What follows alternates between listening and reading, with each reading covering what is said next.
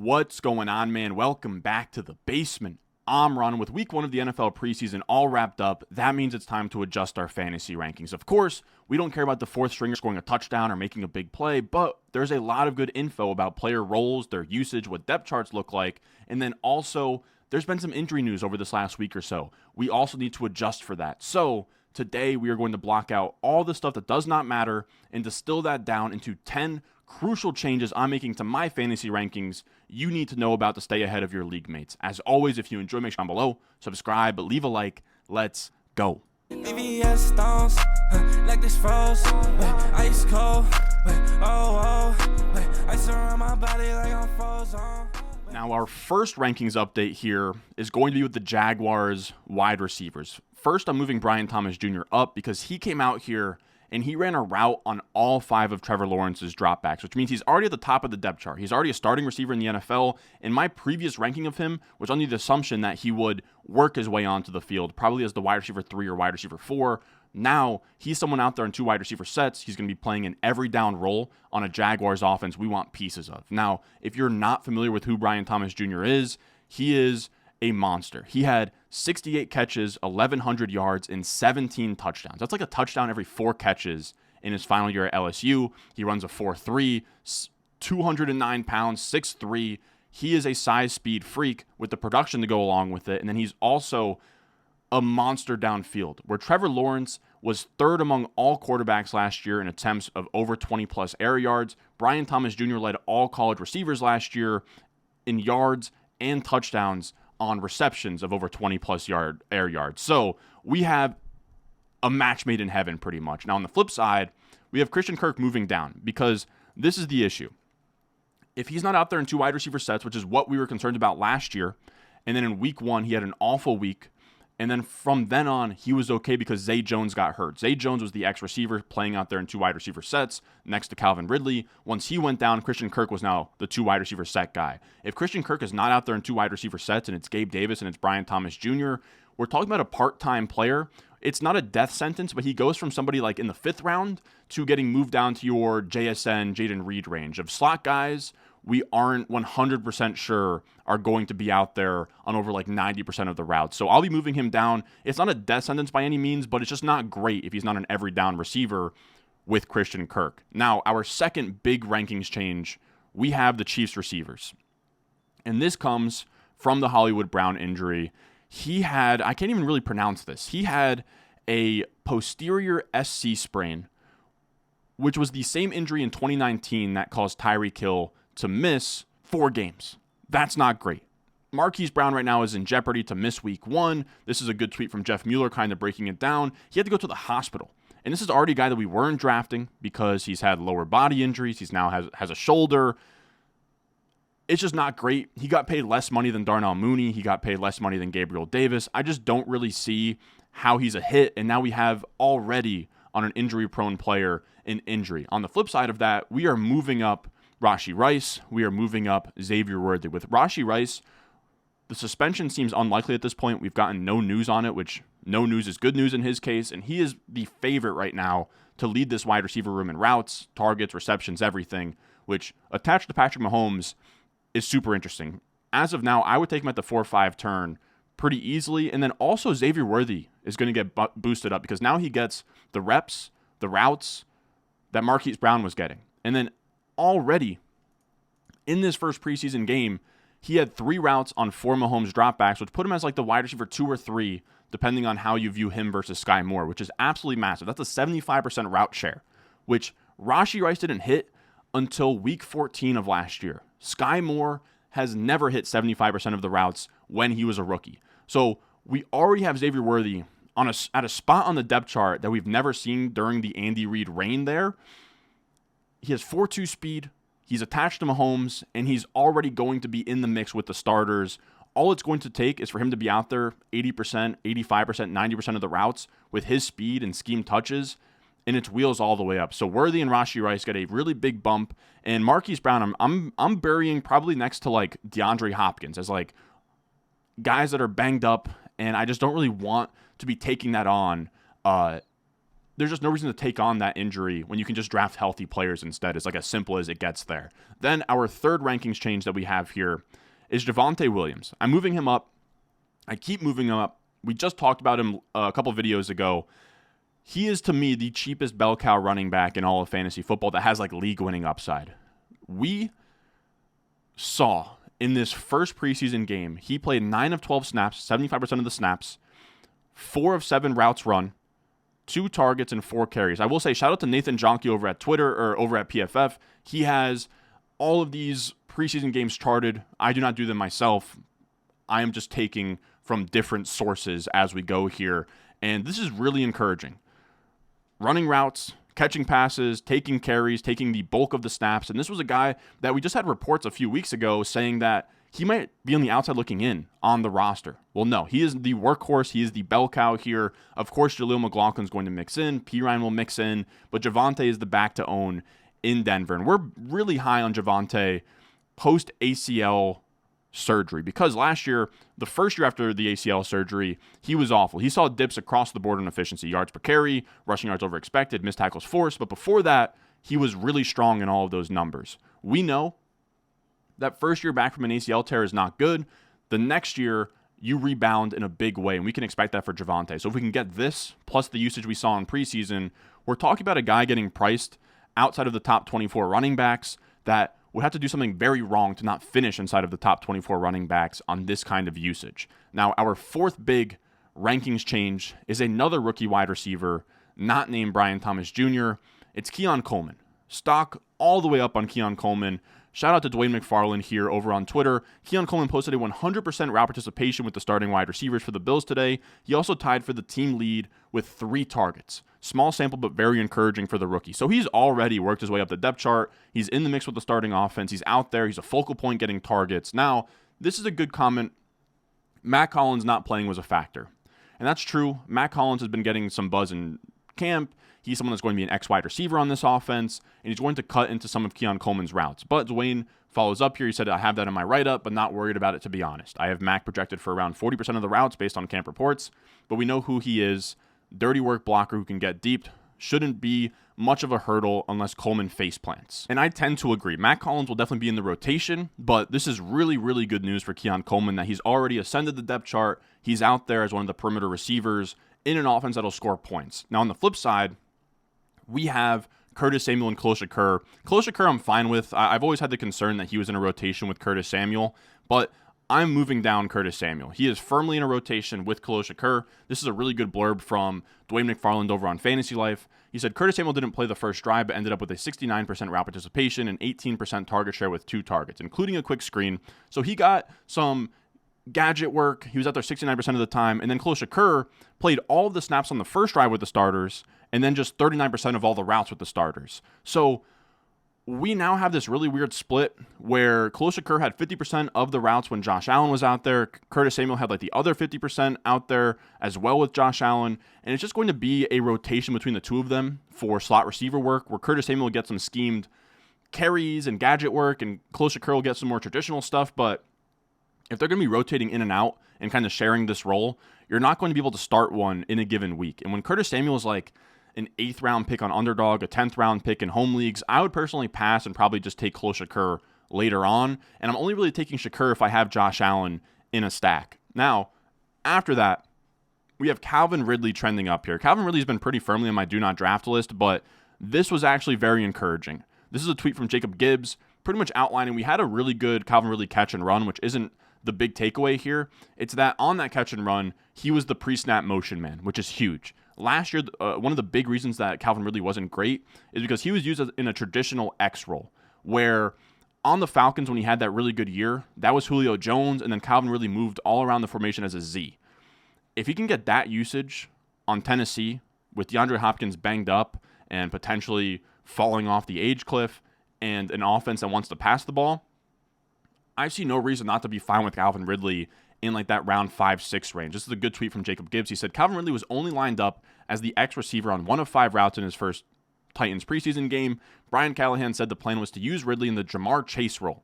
And that's what we saw. Treylon Burks took the X role with DeAndre Hopkins out. So now we know Hopkins will be the X.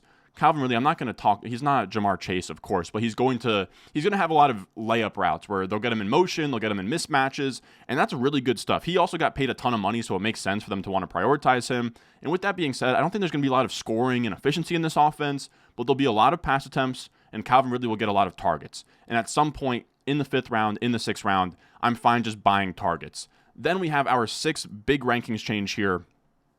Jahan Dotson.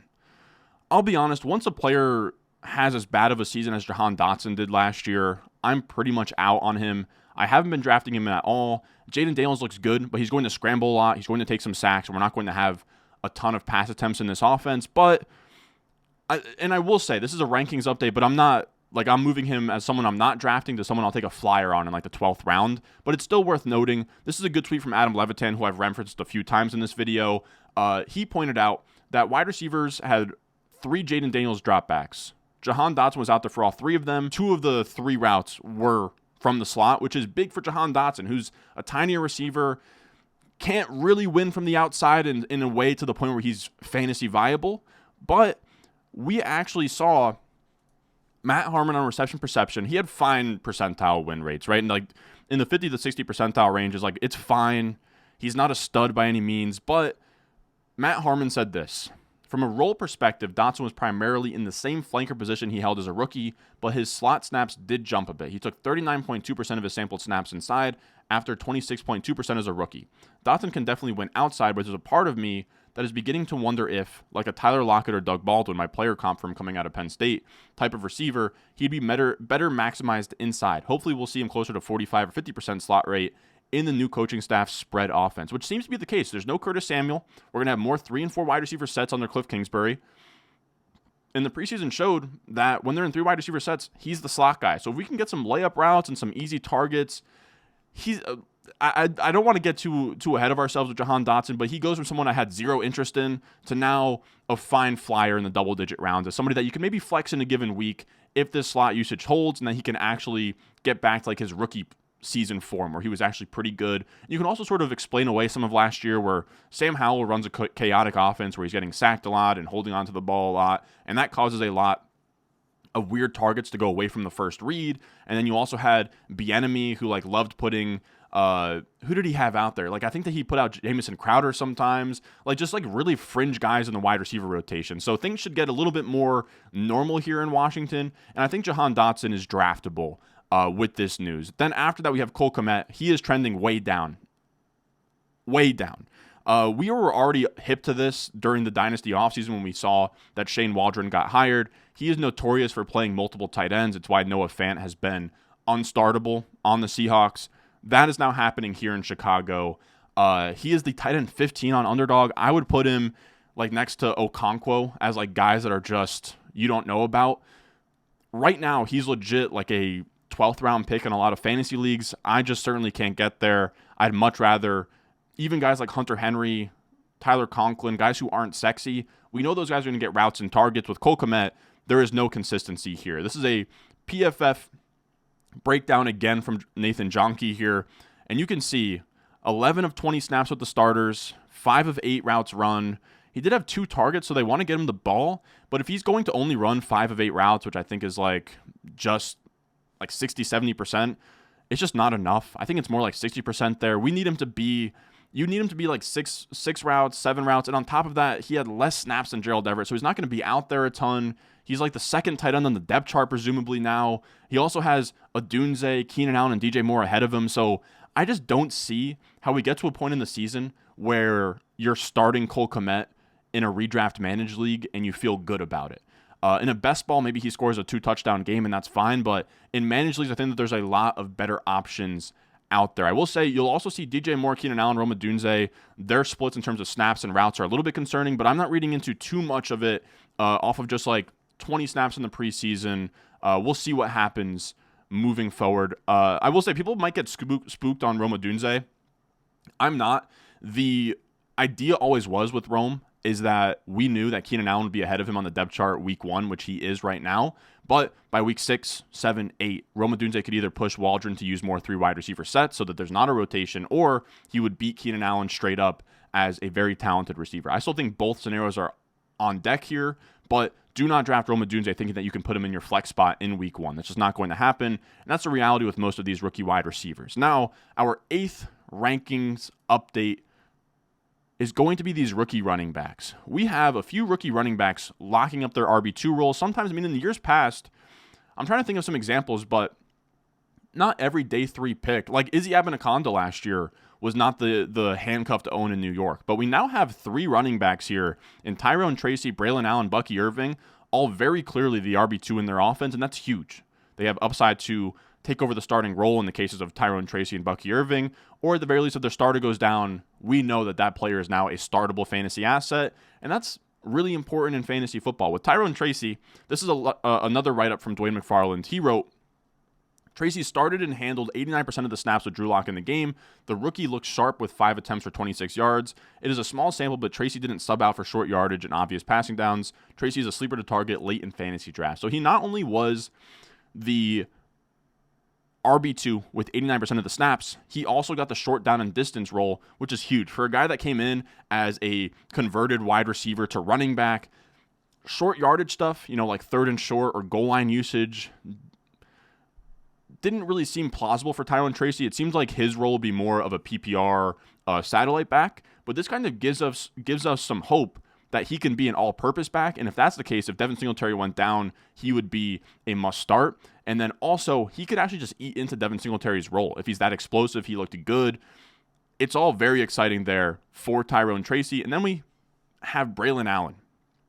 And Braylon Allen obviously is not going to beat out Breece Hall, but he is the handcuff to own. He played 7 of 7 snaps with the starters, and then he also looked good. 6 carries, 54 yards. Like, he is this battering ram running back that looks kind of like what we wanted A.J. Dillon to be, and that's very exciting. And then the last running back here is Bucky Irving, who played 100% of the snaps with the first team, while Rachaad White rested, of course, and he looked good. This is a tweet from Jacob Gibbs saying that Bucky Irving's career 36% avoided tackle rate at Oregon is the 4th highest of any running back since 2017. In his preseason debut, he had a 33% avoided tackle rate and 20 of 28 yards created after initial contact. I would not want to try to tackle him. So he's this very elusive back, and that's transferred at this point. But the most important part is that he took 100% of the snaps with the first team. He is very clearly RB2 ahead of Chase Edmonds, which is huge. Next up, we have the rookie running backs trending down. And this one is brutal to write. We have Trey Benson, we have Marshawn Lloyd, we have Kamani Vidal. Trey Benson is probably way overdrafted right now. He is somebody that is drafted next to like Blake Corum and Zach Charbonnet and Zeke Elliott and all these running backs that have like a path to, Corum doesn't. He's more of just like a glorified handcuff, but he's drafted in a range of a lot of guys people are hopeful can carve out a role and be fantasy relevant without an injury. It's just not the case for Trey Benson. I think people are sort of drafting him hoping that he could supplant James Conner or something. It's just not there. This is a blurb from Jonky here. James Conner didn't play, and then the Cardinals have used historically James Conner as an early down guy, DeMarcado or Michael Carter as the receiving back, and that's what we saw here. Trey Benson was the early down back, playing 18 of 20 snaps on first and second downs, with Carter as the third down back, which means Trey Benson is purely a handcuff at this point, which is fine, right? That kind of puts him in your Braylon Allen range, but he's drafted much higher than your Braylon Allen, Bucky Irvings, and that's not great. Like, he's drafted right now with the idea he could take over ahead of James Conner, and on top of not having a great role of Michael Carter being ahead of him on the receiving stuff, which means once James Conner is in, James Conner will be between the 20s and red zone back with Michael Carter as a receiving back, and Trey Benson purely as a handcuff for James Conner, nothing to really add without an injury. The other issue is that he also didn't look good. He had a 2.6 yards per carry. He looked bad. All the film guys didn't like it, what he put out there. Of course, it doesn't matter a ton, but it does matter when we're drafting a guy who's like, okay, maybe he'll have juice and he'll be so good that they can't keep him off the field. That doesn't seem to be there. So to me, I'll be moving him down to like the Tyler Algier area of like fine handcuffs, good handcuffs, but the idea that he could take over the backfield, I think, is now completely gone. And I think Michael Carter will be a lot more annoying than people give him credit for. Now, we'll also talk about Marshawn Lloyd here. He is banged up. It has nothing to do really with his on-field play. It is just, he had a hip injury. This is a tweet from Jeff Mueller. He had a hip injury prior to this preseason game. He comes into the preseason game and then strains his hamstring. Like he said, it's Kendre Miller-esque. When we have these injuries piling up and we need a rookie to solidify himself on a depth chart, that's when it's time to kind of cut bait, push him down the rankings. I'm no longer all that interested in Marshawn Lloyd, despite having as a sleeper a couple weeks ago. We also have Josh Jacobs moving up ever so slightly here, because if Marshawn Lloyd is hurt and A.J. Dillon's the only other running back in this backfield, I'm open to the idea that Josh Jacobs will just be a workhorse bell cow in this offense, because A.J. Dillon, we've seen before, is not great. So Josh Jacobs gets some wheels up here. And then we also do have J.K. Dobbins, not wheels up. Let's chill on wheels up, but it's not great for Kamani Vidal, who I'm moving down, and I'm moving J.K. Dobbins up because of this, because it seems J.K. Dobbins and Gus Edwards are the two backs to own on the Chargers. This is a tweet from Davis Maddock highlighting that in the projected 53-man roster for the Chargers, I believe it was an article from some beat reporter, Kamani Vidal is on the outside looking in, with Jarrett Patterson and Isaiah Spiller making the team over him. That is not good. That means that Kamani Vidal not only might not take a carry in the NFL regular season, but he might not even make the team. So I am done drafting him. I am moving him way down the rankings. I'm moving Marshawn Lloyd way down the rankings. These are all rookie running backs. I mean, Trey Benson's fine. He'll still be a handcuff you can draft, but Lloyd and Vidal look like they could just be straight zeros that I don't want a part of. Now, speaking of zeros, we have our last rankings update here, and that is to the rookie wide receivers, Jermaine Burton, Luke McCaffrey, and Devontae Walker. These guys are very fringe, but if you guys follow the channel and you know the rookie wide receiver report, we love to target rookie wide receivers late in our drafts. This is a really good tweet from Jack Miller that still holds true. Rookie wide receivers get more productive as the year goes on, see Rashee Rice, and veterans decline, see Adam Thielen. So we want to get those rookie wide receivers that have the per route efficiency, the per route target earning abilities, that by the time week 8, week 9, week 10 come around, they're then full-time players and late season hammers in the playoff, like Rashee Rice last year, Christian Watson before him, Amon-Ra St. Brown before that. These guys have been cheat codes in fantasy, and the issue is that we have 35 rookie wide receivers in this 2024 class. We can't draft all of them. You got to whittle them down a little bit, and Nathan Jonke put out a really good tweet here from his PFF tracking. He found the rookie wide receivers that played 5 or more snaps in the fourth quarter of week 1 preseason games. And that's the list there. It's Jamari Thrash, Jermaine Burton, Luke McCaffrey, Aeneas Smith, Brendan Rice, Devontae Walker, Cornelius Johnson, Jaquan Jackson.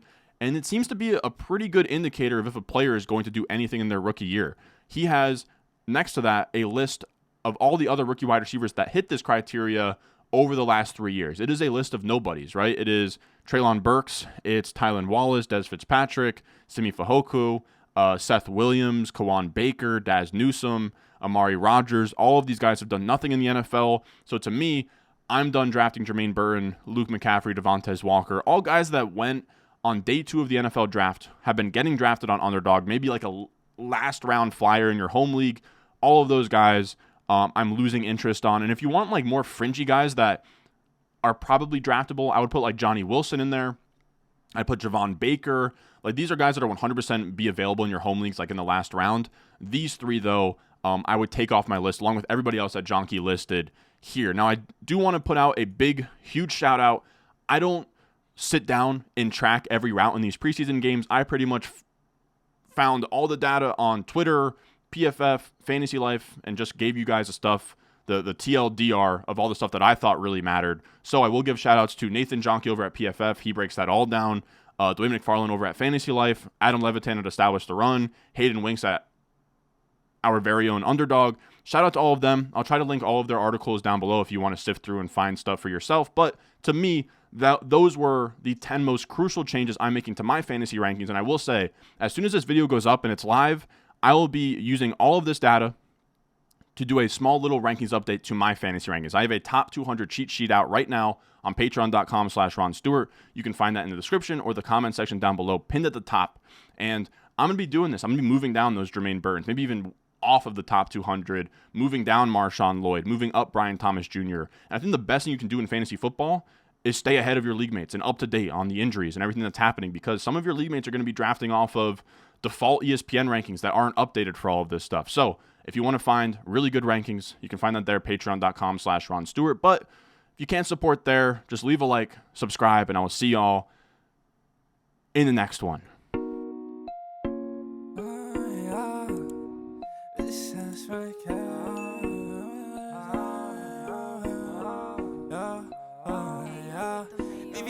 stones, like this froze.